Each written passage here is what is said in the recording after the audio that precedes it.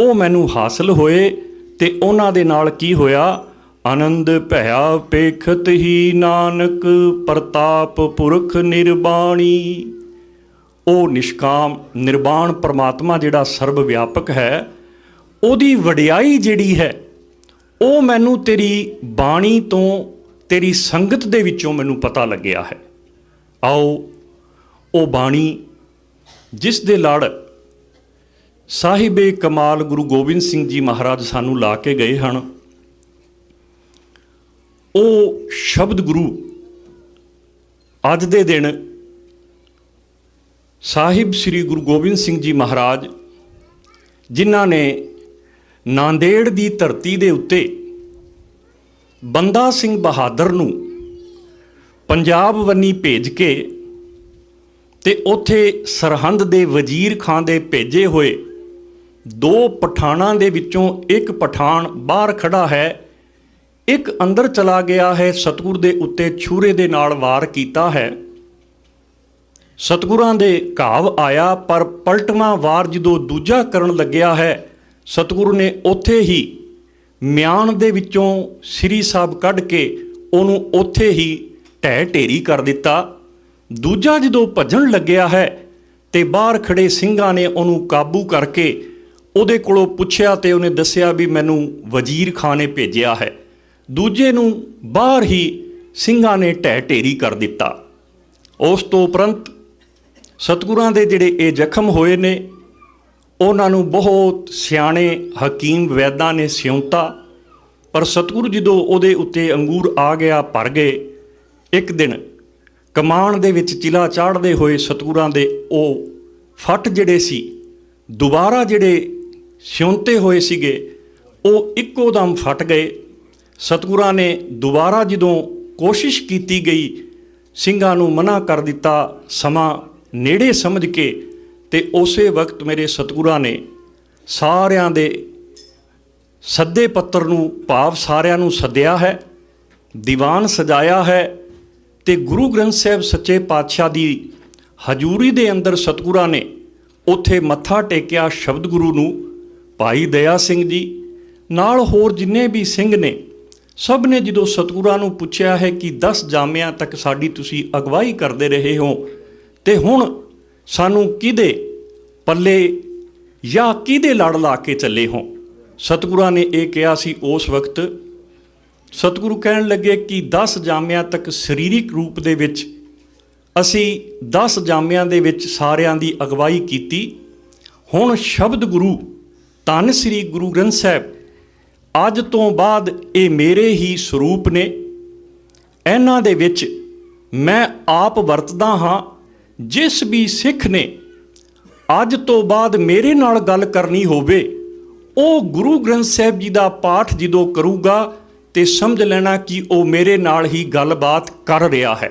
ਭਾਵ ਗੁਰੂ ਦੇ ਜਿਹੜੇ ਵਾਕ ਨੇ, ਗੁਰੂ ਦੇ ਜਿਹੜੇ ਬਚਨ ਨੇ, ਗੁਰੂ ਦਾ ਜਿਹੜਾ ਹਿਰਦਾ ਹੈ ਉਹ ਗੁਰੂ ਗ੍ਰੰਥ ਸਾਹਿਬ ਦੇ ਵਿੱਚ ਹੈ। ਗੁਰੂ ਗ੍ਰੰਥ ਤੇ ਇਹ ਪੰਥ ਜਿਹੜਾ ਹੈ ਉਹਦੀ ਅਗਵਾਈ ਦੇ ਵਿੱਚ 5 ਪਿਆਰੇ ਉਹਦੀ ਅਗਵਾਈ ਕਰਨਗੇ। ਗੁਰੂ ਪੰਥ ਤੇ ਨਾਲ ਜੋਤ ਜਿਹੜੀ ਹੈ ਗੁਰੂ ਗ੍ਰੰਥ ਸਾਹਿਬ ਦੇ ਵਿੱਚ, ਤੇ ਜਿਹੜੀ ਅਗਵਾਈ ਹੈ ਉਹ ਪੰਥ ਨੂੰ ਦੇ ਕੇ ਸਤਿਗੁਰੂ ਸੱਚੇ ਪਾਤਸ਼ਾਹ ਸਾਨੂੰ ਸ਼ਬਦ ਗੁਰੂ ਦੇ ਲੜ ਲਾ ਕੇ ਗਏ ਨੇ। ਸਤਿਗੁਰਾਂ ਦੇ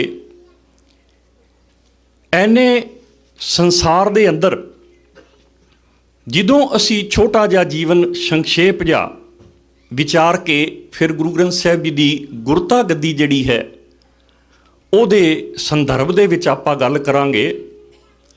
ਗੁਰੂ ਗੋਬਿੰਦ ਸਿੰਘ ਜੀ ਦੇ 42 ਸਾਲ ਦੇ ਜੀਵਨ ਦੇ ਵਿੱਚ ਜੋ ਸਤਿਗੁਰਾਂ ਦੇ ਲਈ ਕਿਸੇ ਵੀ ਸਿਆਣੇ ਤੋਂ ਸਿਆਣੇ ਲੇਖਕ ਬੁੱਧੀਜੀਵੀ ਵਾਸਤੇ ਉਹਨਾਂ ਦਾ ਜੀਵਨ ਬਿਆਨ ਕਰਨਾ ਅਸੰਭਵ ਹੈ। ਪ੍ਰਿੰਸੀਪਲ ਸਤਬੀਰ ਸਿੰਘ ਇੱਕ ਗੱਲ ਲਿਖਦੇ ਨੇ, ਉਹ ਕਹਿਣ ਲੱਗੇ ਜੇ ਗੁਰੂ ਗੋਬਿੰਦ ਸਿੰਘ ਜੀ ਮਹਾਰਾਜ ਜੀ ਦੇ ਜੀਵਨ ਨੂੰ ਕਿਸੇ ਨੇ ਕੋਈ ਲਿਖਣਾ ਚਾਹਵੇ ਜਾਂ ਬੋਲਣਾ ਚਾਹਵੇ ਤਾਂ ਇੱਕ ਬਹੁਤ ਤੇਜ਼ ਘੋੜਾ ਜਿਹੜਾ ਭੱਜਣ ਵਾਲਾ ਲਿੱਤਾ ਜਾਵੇ, ਉਹਦੇ ਉੱਤੇ ਚੜ੍ਹ ਕੇ ਵੀ ਉਹ ਲਿਖਣਾ ਚਾਹਵੇ ਤਾਂ ਵੀ ਨਹੀਂ ਲਿਖ ਸਕਦਾ। ਭਾਵ ਉਮਰ ਸਤਿਗੁਰਾਂ ਦੀ 42 ਸਾਲ ਦੀ ਹੈ, ਪਰ ਉਹਨਾਂ ਨੇ ਇੱਕ ਇਤਿਹਾਸ ਉਲਟ ਕੇ ਰੱਖ ਦਿੱਤਾ।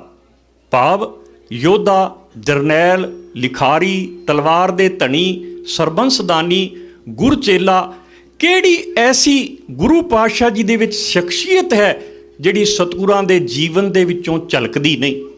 ਸਤਿਗੁਰੂ ਸੱਚੇ ਪਾਤਸ਼ਾਹ ਜੀ ਨੇ ਜਦੋਂ ਸ਼ਬਦ ਗੁਰੂ ਧੰਨ ਸ੍ਰੀ ਗੁਰੂ ਗ੍ਰੰਥ ਸਾਹਿਬ ਜੀ ਨੂੰ ਮੱਥਾ ਟੇਕਿਆ ਹੈ, ਤੇ ਇੱਕ ਗੱਲ ਅਸੀਂ ਅੱਜ ਧਿਆਨ ਦੇ ਨਾਲ ਸਾਨੂੰ ਬੜੀ ਵਿਚਾਰਨੀ ਚਾਹੀਦੀ ਹੈ ਕਿ ਸਾਨੂੰ ਸਤਿਗੁਰੂ ਗੁਰੂ ਗੋਬਿੰਦ ਸਿੰਘ ਜੀ ਮਹਾਰਾਜ ਸ਼ਬਦ ਗੁਰੂ ਦੇ ਲੜ ਲਾ ਕੇ ਗਏ ਨੇ, ਭਾਵ ਸਾਡੇ ਆਗੂ ਜਿਹੜੇ ਨੇ ਉਹ ਗੁਰੂ ਗ੍ਰੰਥ ਸਾਹਿਬ ਸੱਚੇ ਪਾਤਸ਼ਾਹ ਜੀ ਨੇ। ਅੱਜ ਸੰਸਾਰ ਦੇ ਅੰਦਰ ਗੁਰੂ ਗ੍ਰੰਥ ਸਾਹਿਬ ਜੀ ਦੀ ਜਿਹੜੀ ਅਗਵਾਈ ਹੈ ਸ਼ਬਦ ਗੁਰੂ ਦੀ, ਉਹ ਸਭ ਤੋਂ ਵੱਡੀ ਤੇ ਲਾਜ਼ਮੀ ਹੋ ਗਈ ਹੈ।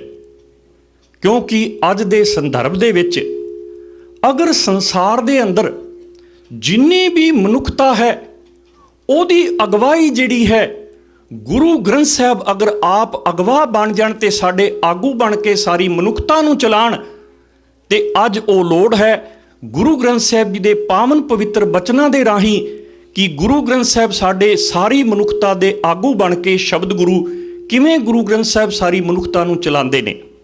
ਦੇਖੋ, ਕਈ ਵਾਰ ਮਨ ਦੇ ਵਿੱਚ ਇਹ ਆਂਦਾ ਹੈ ਕਿ ਮਨੁੱਖ ਤਾਂ ਇੱਕ ਉਹ ਅਗਵਾਈ ਕਰ ਸਕਦਾ ਹੈ, ਲੇਕਿਨ ਕਈ ਜਿਹੜੇ ਸ਼ੰਕਾਵਾਦੀ ਲੋਕ ਨੇ ਉਹਨਾਂ ਦੇ ਮਨ ਦੇ ਵਿੱਚ ਇਹ ਖਿਆਲ ਆ ਜਾਂਦਾ ਵੀ ਸ਼ਬਦ ਗੁਰੂ ਕਿਵੇਂ ਅਗਵਾਈ ਕਰ ਸਕਦਾ ਹੈ। ਆਓ ਗੁਰੂ ਗ੍ਰੰਥ ਸਾਹਿਬ ਜੀ ਮਹਾਰਾਜ ਜੀ ਦੀ ਓਟ ਆਸਰਾ ਲਈਏ, ਸ਼ਬਦ ਗੁਰੂ ਦੇ ਚਰਨਾਂ ਦੇ ਵਿੱਚ ਸ਼ੀਸ਼ ਨਿਵਾਈਏ, ਮਨ ਬਿਰਤੀਆਂ ਜਿਹੜੀਆਂ ਨੇ ਉਹ ਸਤਿਗੁਰਾਂ ਦੇ ਚਰਨਾਂ ਦੇ ਨਾਲ ਜੋੜਦੇ ਹੋਏ ਮਨ ਬਿਰਤੀਆਂ ਨੂੰ ਕਰੀਏ ਇਕਾਗਰ ਚਿੱਤ, ਰਸਨਾ ਕਰੋ ਪਵਿੱਤਰ, ਬਖਸ਼ੋ ਆਸੀਸ, ਗੱਜ ਕੇ ਆਖੋ ਜੀ ਸਤਨਾਮ ਸ੍ਰੀ। ਅੱਜ ਸੰਸਾਰ ਦੀ ਜਿਹੜੀ ਮਨੁੱਖਤਾ ਹੈ ਉਹ ਇੱਕ ਅੰਧੇਰੇ ਦੇ ਵਿੱਚ ਭਟਕ ਰਹੀ ਹੈ, ਕੁਰਾਹੇ ਪਈ ਹੋਈ ਹੈ। ਉਸ ਨੂੰ ਕੋਈ ਆਗੂ ਚਾਹੀਦਾ ਹੈ, ਲੇਕਿਨ ਆਗੂ ਕਿਤੇ ਦਿਖਾਈ ਨਹੀਂ ਦੇ ਰਿਹਾ। ਬੜੀ ਸਾਡੇ ਸਾਰਿਆਂ ਦੇ ਮਨ ਦੇ ਵਿੱਚ ਗੱਲ ਆਉਂਦੀ ਹੈ, ਉਹ ਆਗੂ ਐਸਾ ਹੋਵੇ ਜਿਹੜਾ ਆਗੂ ਰਾਜਨੀਤਿਕ ਤੌਰ ਤੇ ਸਾਨੂੰ ਅੱਗੇ ਤੋਰ ਸਕੇ, ਜਿਹੜਾ ਆਗੂ ਸਾਨੂੰ ਸਮਾਜਿਕ ਤੌਰ ਦੇ ਉੱਤੇ ਅੱਗੇ ਤੋਰ ਸਕੇ, ਆਰਥਿਕ ਤੌਰ ਦੇ ਉੱਤੇ ਸਾਨੂੰ ਅੱਗੇ ਤੋਰ ਸਕੇ, ਧਾਰਮਿਕ ਪੱਖ ਦੇ ਉੱਤੇ ਸਾਨੂੰ ਅੱਗੇ ਤੋਰ ਸਕੇ, ਸਾਨੂੰ ਸਰੀਰਕ ਪੱਖ ਦੇ ਉੱਤੇ ਅੱਗੇ ਤੋਰ ਸਕੇ, ਬੌਧਿਕ ਪੱਖ, ਮਾਨਸਿਕ ਪੱਖ, ਆਤਮਿਕ ਪੱਖ, ਇਹ 8 ਪੱਖ ਨੇ ਮਨੁੱਖ ਦੇ। ਸਾਨੂੰ ਐਸਾ ਆਗੂ ਚਾਹੀਦਾ ਜਿਹੜਾ ਸਾਨੂੰ ਇਹਨਾਂ ਸਾਰੇ ਪੱਖਾਂ ਨੂੰ ਮੁੱਖ ਰੱਖ ਕੇ ਸਾਡਾ ਆਗੂ ਬਣ ਕੇ ਸੰਸਾਰ ਦੇ ਵਿੱਚ ਮਨੁੱਖਤਾ ਨੂੰ ਤੋਰ ਸਕੇ। ਸਤਿਗੁਰੂ ਸੱਚੇ ਪਾਤਸ਼ਾਹ, ਜੇ ਗੁਰੂ ਗ੍ਰੰਥ ਸਾਹਿਬ ਸਾਰੀ ਮਨੁੱਖਤਾ ਦੇ ਆਗੂ ਅਸੀਂ ਥਾਪ ਦਈਏ, ਥਾਪ ਕੀ ਦਈਏ, ਹੈ ਹੀ ਇਹ ਮੰਨ ਕੇ ਚੱਲੋ ਕਿ ਆਉਣ ਵਾਲਾ ਜਿਹੜਾ ਸਮਾਂ ਹੈ ਉਹ ਸ਼ਬਦ ਗੁਰੂ ਧੰਨ ਸ੍ਰੀ ਗੁਰੂ ਗ੍ਰੰਥ ਸਾਹਿਬ ਜੀ ਦੇ ਆਗੂ ਹੀ ਬਣਨਗੇ। ਗੁਰੂ ਗ੍ਰੰਥ ਸਾਹਿਬ ਹੀ ਸਭ ਦੇ ਆਗੂ ਨੇ। ਗੁਰੂ ਪਾਤਸ਼ਾਹ ਜੀ ਦੀ ਅੰਮ੍ਰਿਤਮਈ ਬਾਣੀ ਜਿਹਦੇ ਵਿੱਚ ਅਸੀਂ ਰੋਜ਼ ਸ਼ਾਮ ਨੂੰ ਪੜ੍ਹਦੇ ਹਾਂ, 6 ਕਰ 6 ਗੁਰ 6 ਉਪਦੇਸ਼, ਗੁਰ ਗੁਰ ਏਕੋ ਵੇਸ਼ ਅਨੇਕ। ਗੁਰੂਆਂ ਦਾ ਅਗਰ ਕੋਈ ਗੁਰੂ ਹੈ ਤੇ ਉਹ ਸ਼ਬਦ ਗੁਰੂ ਧੰਨ ਸ੍ਰੀ ਗੁਰੂ ਗ੍ਰੰਥ ਸਾਹਿਬ ਸੱਚੇ ਪਾਤਸ਼ਾਹ ਹੈ। ਉੱਥੇ ਸਭ ਤੋਂ ਪਹਿਲਾ ਪੱਖ ਰਾਜਨੀਤਿਕ ਤੌਰ ਦੇ ਉੱਤੇ ਹਾਊ ਕੈਨ ਗਾਈਡ ਸ਼ਬਦ ਗੁਰੂ ਇਨ ਦੀ ਹੋਲ ਯੂਨੀਵਰਸ। ਸਭ ਤੋਂ ਪਹਿਲਾ ਪੱਖ ਮੈਂ ਲੈਣਾ ਪੋਲਿਟਿਕਸ ਦਾ, ਰਾਜਨੀਤਿਕ ਤੌਰ ਦੇ ਉੱਤੇ ਗੁਰੂ ਗ੍ਰੰਥ ਸਾਹਿਬ ਸੱਚੇ ਪਾਤਸ਼ਾਹ ਰਾਜਨੀਤਿਕ ਤੌਰ ਦੇ ਉੱਤੇ ਸਾਡੀ ਕਿਵੇਂ ਅਗਵਾਈ ਕਰਦੇ ਹਨ।